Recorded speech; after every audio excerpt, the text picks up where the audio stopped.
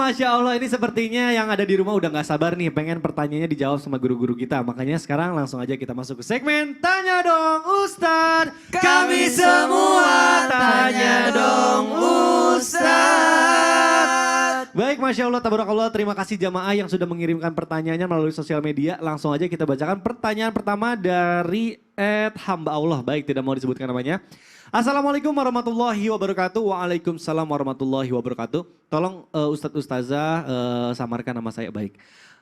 Ustadz, bagaimana ya hukumnya jika suami galak, mulutnya galak, bahkan pernah sampai mohon maaf KDRT ini sang istri pokoknya pengen meminta cerai. Bahkan sang istri pergi dari rumahnya karena sudah tidak tahan diperlakukan kasar. Sudah didamaikan dan diperingatkan 2 kali masih saja begitu. Jadi mohon penjelasannya ya Ustadz Ustazah. Wah ini kayaknya jawabannya panjang. Mungkin dijawabnya harus melalui tausiah nih Ustazah Sifani, silakan. Siap, terima kasih Bang Mikdad, Ustadz Maulana, Ustadz Syam, para jamaah yang ada di rumah. Pas banget ini curhatan seorang perempuan ya, boleh nggak keluar rumah tapi nggak izin sama suaminya, terbagi 2 hal. Yang pertama, kalau dia keluar rumah tanpa izin suaminya dan keadaan rumah tangganya sedang baik-baik saja, tidak ada permasalahan sedikit pun, suaminya juga laki-laki yang solih, maka dia berdosa. Idza shallatil mar'a khamsaha wa shamat syahraha wa hafizat farjaha wa ata'at zaujaha qila dukhulil jannah min ayyi abwabil jannati syi'ti. Kalau perempuan sholat 5 waktu, puasa bulan Ramadan, menjaga kesuciannya, kemudian dia taat sama suaminya, maka masuk surga silahkan dari pintu manapun yang diinginkan. Artinya ketaatan kepada suami maknanya banyak. Salah satunya adalah ketaatan dalam hal dia mau pergi kemanapun izin dulu sama suaminya. Jangan sampai suaminya nggak tahu. Jadi perempuan yang keluar rumah tanpa izin suami dan rumah tangganya sedang baik-baik saja, maka dia berdosa. Dia berdosa, itu yang pertama. Yang kedua, sedang tidak baik-baik saja keadaan rumah tangganya dan dia keluar rumah. Maka itu diperbolehkan jika terjadi hal-hal yang membahayakan. Contoh dia kabur dari rumah, balik ke rumah orang tua, atau nginep di tempat yang dia rasa aman, dibawa pakaiannya, dibawa anak-anaknya. Pertama karena pengen meminimalisir pertengkaran. Yang kedua karena punya suami ini Masya Allah galaknya lebih daripada Fir'aun. Ya, kerjaannya KDRT, memukul istrinya, mencaci maki, dan dia sudah tidak tahan bahkan sudah dimediasi tapi tidak ada perubahan.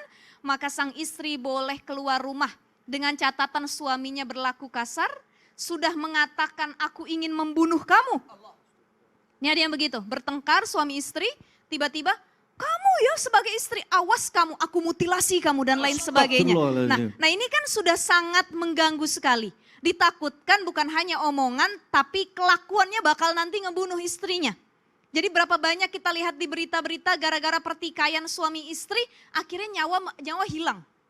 Salah satu terbunuh, maka untuk meminimalisir pertengkaran ini, istri boleh keluar dari rumah mengamankan diri, menenangkan hati, dan sekiranya tidak ada perubahan dalam diri suaminya, maka istri boleh meminta cerai.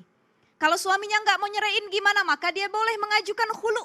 Khulu itu adalah pengajuan cerai ke pengadilan agama, nanti boleh lakinya itu menalak. Setelah dia ngajuin cerai baru lakinya menalak. Beda sama gugat cerai. Kalau gugat cerai itu menggugat kemudian ditalak suaminya tapi tidak ada tebusan. Tapi kalau khulu istrinya yang ngebet pengen cerai, pokoknya gimana pun suaminya nggak mau nalak, dia terpaksa harus menalak istrinya. Dengan catatan dia kasih ganti rugi, baik seharga mahar yang diberikan ataupun seharga yang disepakati oleh kedua belah pihak. Jadi para suami berbuat baiklah kepada istri. Ada 3 hal yang harus kita lakukan dalam rumah tangga kalau kita lagi bertengkar sama istri. Ya, yang tidak boleh dilakukan. Apa itu? Yang pertama, kalau kita bertengkar dengan pasangan, sebisa mungkin jangan saling mencaci maki dan menghina. Seburuk-buruk dia, seburuk-buruk pasangan kita, dia adalah ibu yang melahirkan anak kita. Dia adalah suami yang mencarikan nafkah untuk keluarga kita, itu yang pertama. Yang kedua, sekesal-kesal apapun kita dengan pasangan, jangan sampai memukul ataupun KDRT. Baik istri KDRT ke suami maupun yang paling sering suami KDRT kepada istrinya.